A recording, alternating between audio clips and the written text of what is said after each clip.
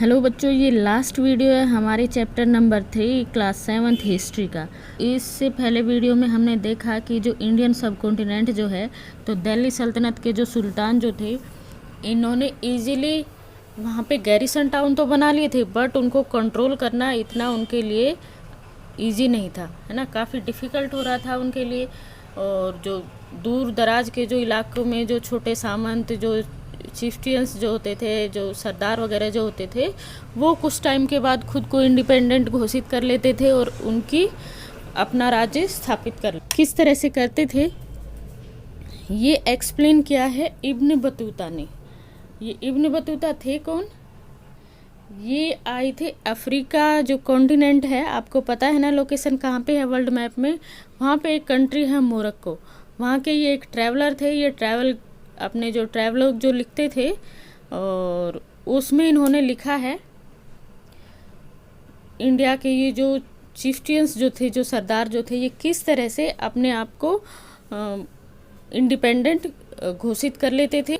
क्या एक्सप्लेन किया है इब्न बतूता ने? देखो, ये 14th सेंचुरी में आया था मोरक्को से, अफ्रीकन कॉन्टिनेंट से, और लिखा है कि चिफ्टियंस जो थे, जो सरदार जो थे, समटाइम क्या करते थे, फोर्टिफाइड कर लेते थे देमसेल्फ, खुद को, इन माउंटेन एरिया, जो पहाड़ी जो चट्टानी जो इलाका होता है, रोकी, जो वहाँ पे अनइवन रिजिड जो प्लेस होते हैं, वहाँ पे उबड़ खाबड़ वहाँ पे, और बेम्बू ग्रोव्स में, मतलब जो बांस के जो झुरमट जो होते थे, फॉरेस्ट टाइप, ठीक है, उनमें खुद को वो फोर्टिफाइड कर लेते थे एक तरह से। और इंडिया में जो बेम्बू जो है वो होलो नहीं है, मतलब अंदर से खाली नहीं है, पोलो नहीं है, और काफ़ी बिग होते हैं ये। और कुछ पार्ट्स में तो ये जो होते हैं, इनके जो पार्ट्स जो होते हैं वो इस तरह से इंटरवाइंड होते हैं, मतलब जुड़े हुए होते हैं कि even fire can not effect them, मतलब आग भी उन पर कुछ ज़्यादा असर नहीं करती।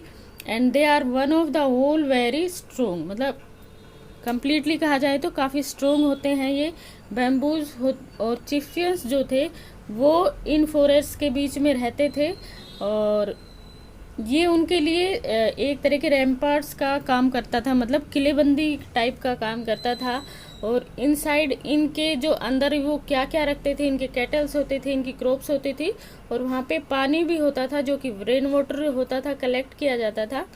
तो हैंस जो, मतलब इस तरह से दे कैन नॉट, उनको इतनी आसानी से सब्ड्यूट नहीं किया जा सकता था विदाउट पावरफुल आर्मीज, मतलब पावरफुल आर्मीज के बिना उनको इतनी आसानी से कंट्रोल नहीं किया जा सकता था।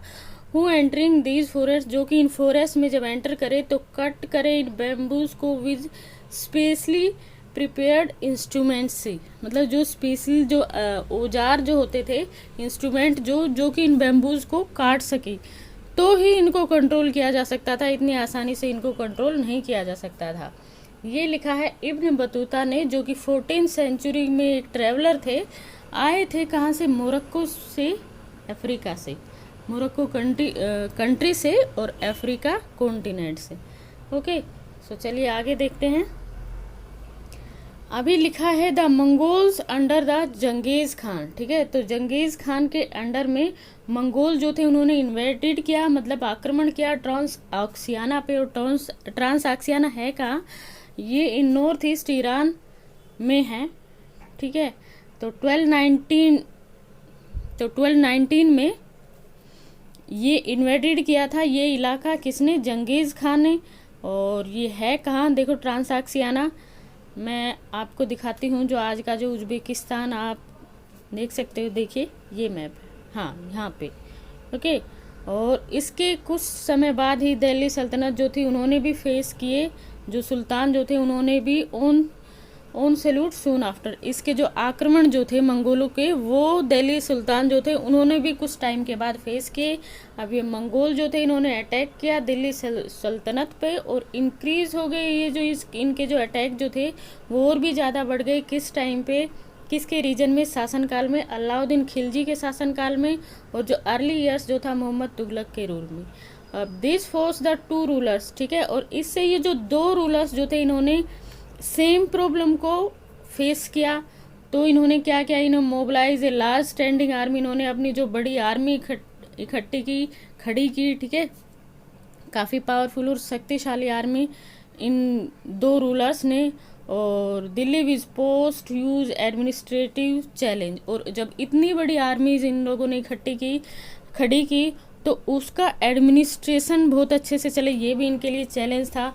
तो लेट अस सी, आइए देखते हैं कि किस तरह से ये जो दो सुल्तान थे इन्होंने सेम प्रॉब्लम से किस तरह से डील किया। चलिए देखते हैं नेक्स्ट पेज पे इन लोगों ने किस तरह से सेम प्रॉब्लम से डील किया।